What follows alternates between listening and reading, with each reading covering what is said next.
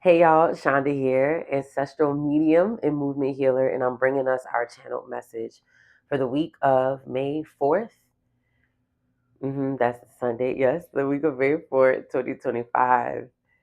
And so Spirit was telling me, yes, you got May 5th, Cinco de Mayo, but understanding that May 5th is also a portal. So in portal just meaning that the energy in the world and the environment in our day is going to be really powerful and potent for us to do any type of healing work. So if you wanted to do some meditations, some spiritual baths, May 5th is a really, really Monday, is a really, really good day for us to do that.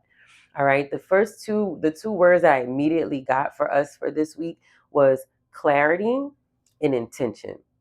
So this week, we are really being led to get super specific around what we want, what we do, and who we are in this moment. This doesn't mean who you are for the rest of your life and you locked in and this is what it's going to be, but who are you in this season? Really understanding it, really getting clear about it. Where are you? What are you working on? What are you still healing? What do you need to feel supported?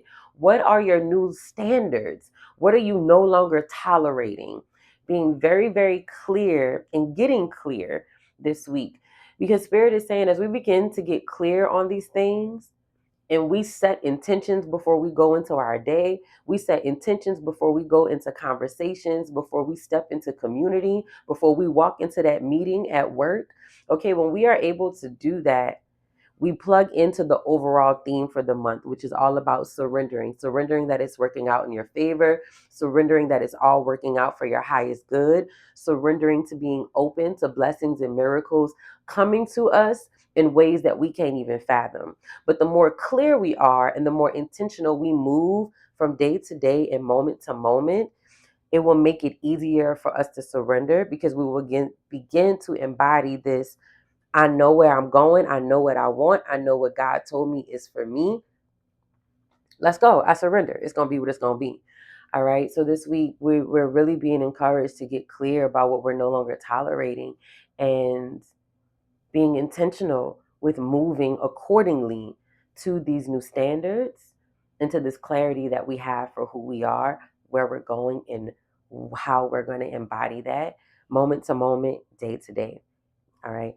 So let me get a chakra card, see what chakra is calling for us this week.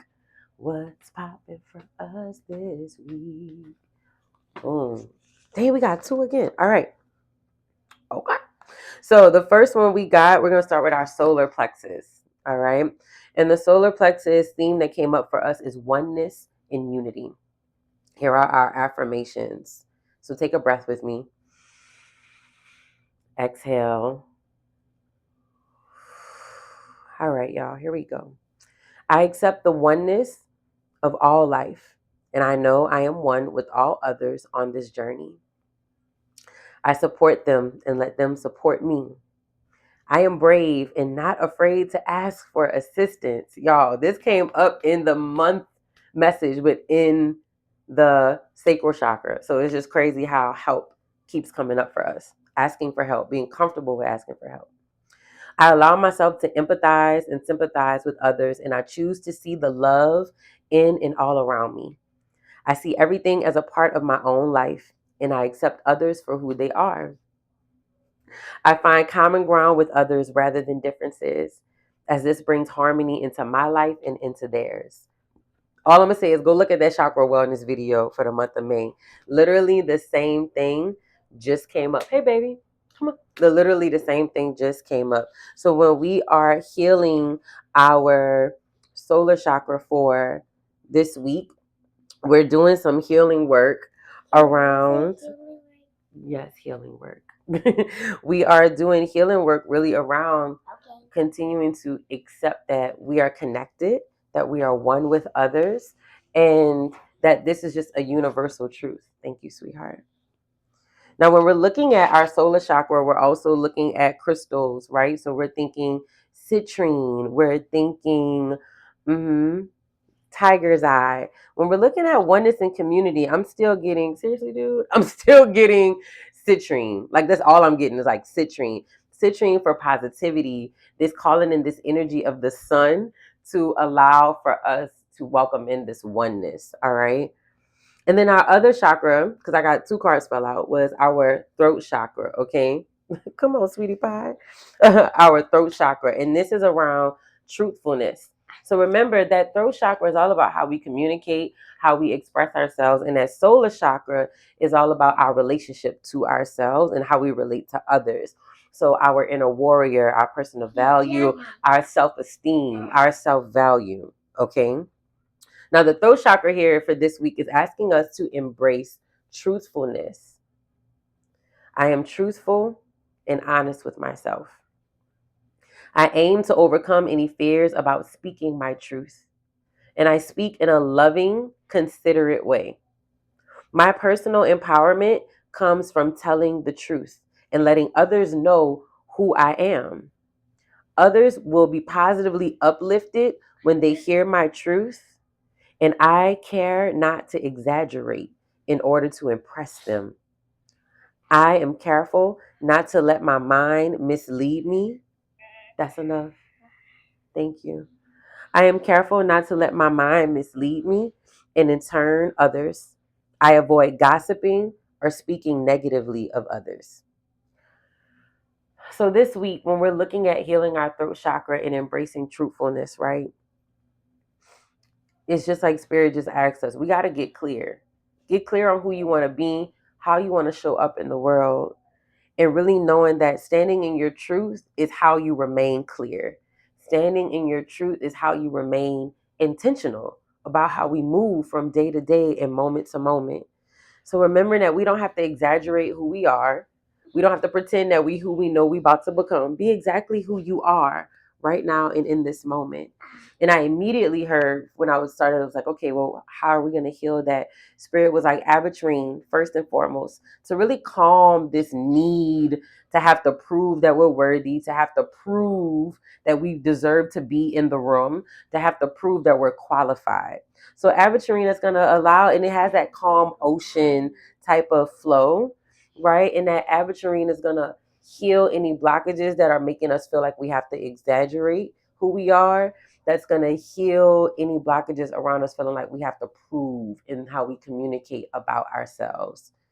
Any herbs for us this week, Spirit? Mm-hmm. So I immediately heard Passion Flower came up again about remaining calm and really being able to flow through this healing energy about accepting being one for all, living in our truth, being clear and being intentional.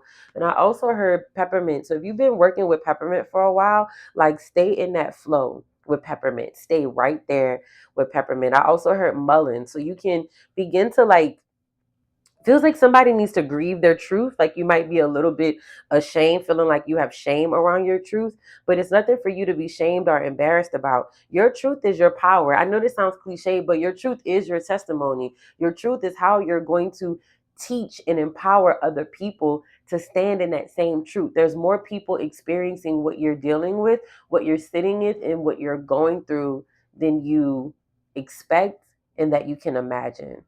So using that mullein to help you kind of grieve that, allowing you to sit in some clarity with that as well. Mullein is really good for helping us release and grieve, but holding us to stay open to newness at the same time. Rosemary is another one that's really good for that too. So if you're working with, plant allies and really honoring them and the medicine that they provide, that's how we can lean into that for this week too. So remember your teas, your baths, your tinctures, you got your crystals. Movement, I'm really hearing like let yourself move this week. Like pick up some weights if it's been a little minute.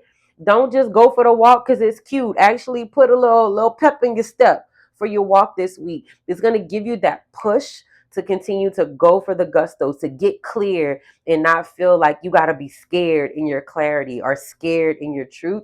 It's going to remind you of how strong you are. It's going to remind you of everything you've already overcame. So really allow yourself to get some good movement in this week. Like don't play it cute.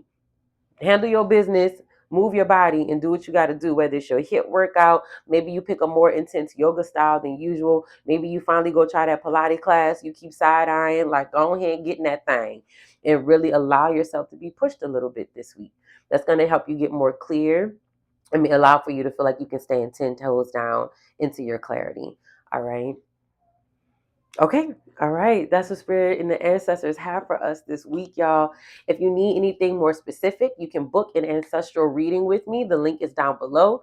If you need more guidance, a step by step on what are chakras, how to work with your chakras, and what does it look like working with crystals and herbs and movement to heal them, I have my chakra wellness guidebook that you can get, and it's going to break everything down in a super duper easy peasy way. All right. Have an amazing week, y'all. Take advantage of all the energy that's out here. Trust yourself.